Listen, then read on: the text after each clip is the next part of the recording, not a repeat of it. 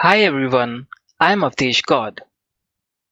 In this video, we are going to learn about one of the statistical data analysis technique that is clustering in Tableau.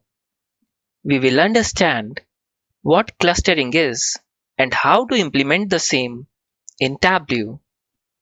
We will go through the k-means clustering technique used by Tableau, and we will also understand about the conditions for clustering. Well, let's get started. Clustering lets us know which items are more related to each other based on the characteristics we are analyzing our data.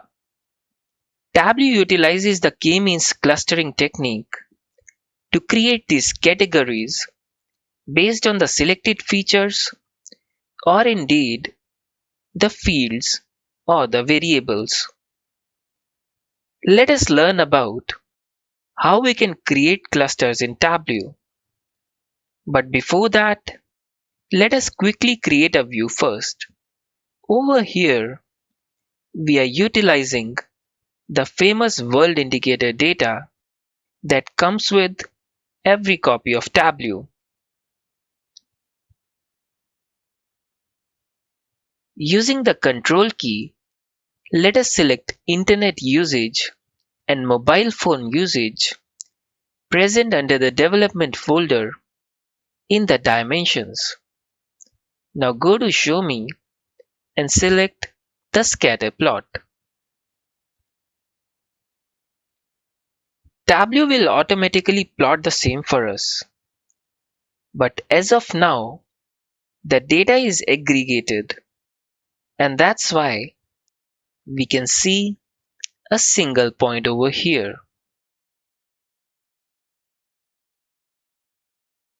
In order to drill down to a lower level of detail, let us drop the country/region field onto the detail shelf in the marks card.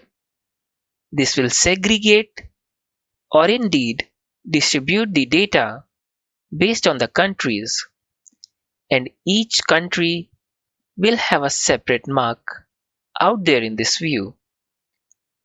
In order to know more, if we hover over on a country or a data point mark in this view, we will get to know the aggregated internet usage and mobile phone usage in that country. In order to create the clusters, let us move to the Analytics pane available right to the Data pane over here. If we look closely, we can see clusters available under Model in this pane. In order to cluster our data, let us drag the same onto the view. As soon as we do that, Tableau provides us a single option, that is cluster. Let us drop the same over that. As soon as we do that, a dialog box will open up specifying the variables that it's using to create the clusters. By default, Tableau will include all the variables in order to create the clusters that we are using currently in the view. So that's why we can already see the sum of internet usage and sum of mobile usage in the list of variables in this clusters dialog box. If we want to add any variable to this list, we can easily drag the same from the data pane. Let us add the population total field to this list. If we notice, the clusters has changed. Reason being, Tableau is now also utilizing the sum of population total field in order to create these clusters.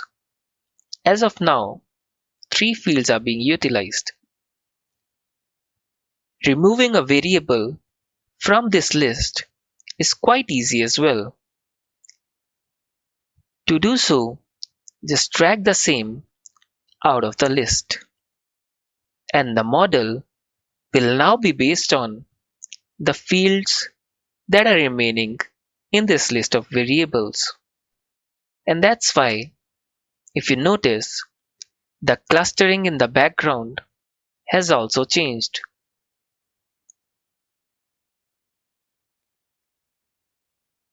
If you notice the cluster card over here at the top right, Tableau has created 4 clusters. If you notice the cluster card over here, Tableau has created 4 clusters by default. And there are some null values as well, which are falling under the final one named as not clustered.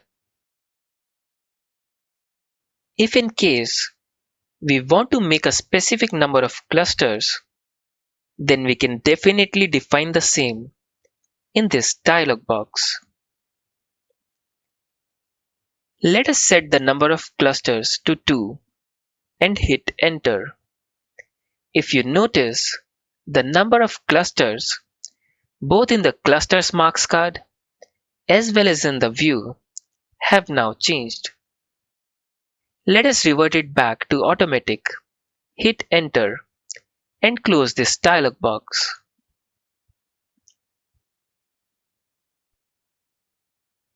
In order to define a visual separation between these clusters, let us change the shape to a filled circle. Well, this looks much better.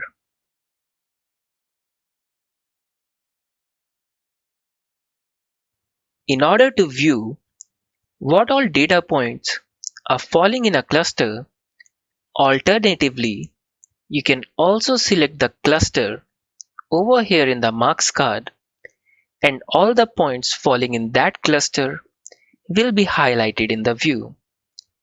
Similarly, you can choose any other cluster to highlight all the data points falling in that cluster. Moreover, you can choose multiple clusters over here as well. To do so, press the Ctrl key and select multiple clusters out of this cluster's marks card. Tableau will highlight all the data points falling under the selected clusters. In order to remove the selection, click anywhere on the chart or hit the escape key. Well, it is clearly visible from the view that each of the cluster has the data points having more similar features based on the selected variables, that is, the sum of mobile usage and the sum of internet usage. For example, like cluster 1, represented in blue over here, is having quite low internet usage and low mobile phone usage as well. Whereas, on the other hand, cluster 2, represented by the shade of amber, is having a relatively more internet usage and mobile phone usage. Moving on to cluster 3, we can see that as compared to cluster 2, it is having even more internet usage and comparatively more mobile phone usage as well. Well, at least for some of the data points we can see over here. Finally, for the 4th cluster, we can see that for all the data points falling under 4th cluster, we are having a relatively higher internet usage, but more or less a similar mobile phone usage when compared with cluster 3.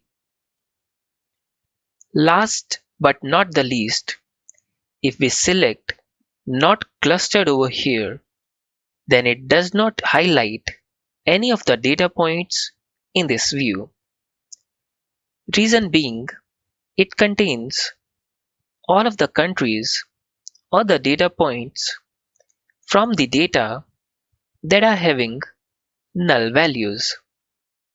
And that's why this indicator over here mentions that the internet usage axis has 9 null values, which indeed are falling under non-clustered.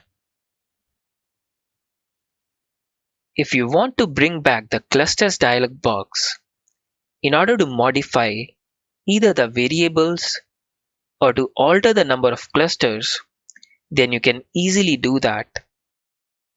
All you need to do is right-click on the clusters available on the color shelf in the marks card and hit Edit Clusters. The Clusters dialog box is back. You can easily add a number of variables that you feel are relevant for clustering this particular requirement. Moreover, if you feel that any of the field is not relevant based on your requirements in order to create the cluster, you can anytime remove that by opening up this clusters dialog box again using this method. Moreover, anytime you can always change the number of clusters based on your requirements. Let us change the number of clusters to 3 and hit enter. If you notice, the clusters card as well as the view has changed accordingly. Let us close this for the time being. Well, not only this, if in case you are looking for even further details on these clusters created by Tableau, you can get the same as well. All you need to do is, again, right-click on the clusters in the marks card, and this time you need to click Describe Clusters. Let us resize it and place it adjacent to our clusters. In this Describe Clusters dialog box, on the very top, we have got some inputs for clustering.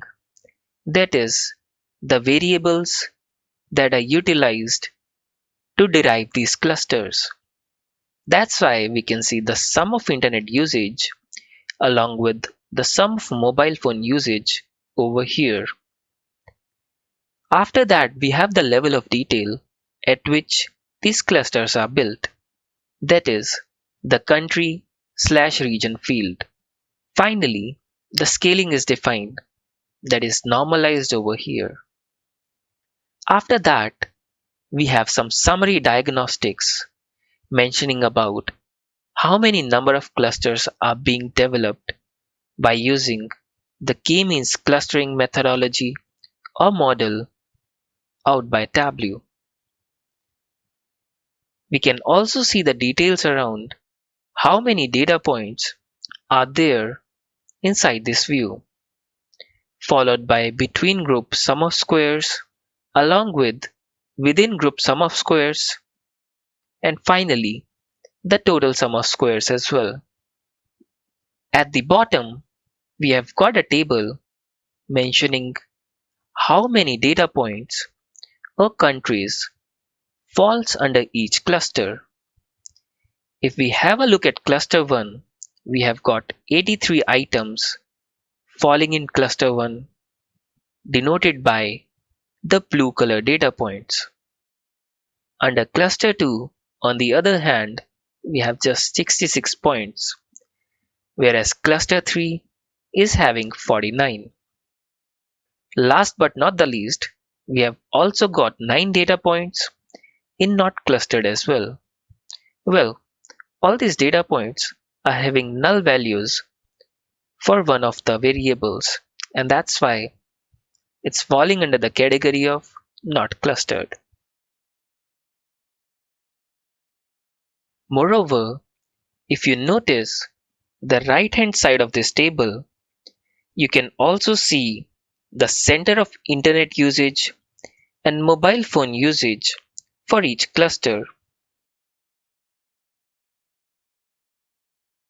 In a nutshell, these are the x and y intercepts that are defined on this xy plane. Well, this information is pretty useful in order to understand the k-means clustering model behind these clusters. What k-means clustering model does is, based on these number of clusters defined by the user, it creates the centroid for each variable, or indeed a combination of centroids for each cluster, taking into account the number of variables. For example, in case of cluster 1, on the xy plane within x-axis representing the mobile phone usage and y-axis representing the internet usage, the centroid will be a point on this xy plane with x-intercept as 3.1939 and y-intercept as 0.64134. This will fall somewhat around over here in this xy plane and will be a centroid for cluster 1. Similarly, we have two more centroids which are defined for cluster 2 and cluster 3 respectively. The centroid for cluster 2 is having an x-intercept of 8.8698, whereas the y-intercept of 2.9437, which will fall somewhat around over here. The last cluster is having the centroid with x-intercept as 12.464, whereas the y-intercept as 7.3696, which will fall somewhat over here.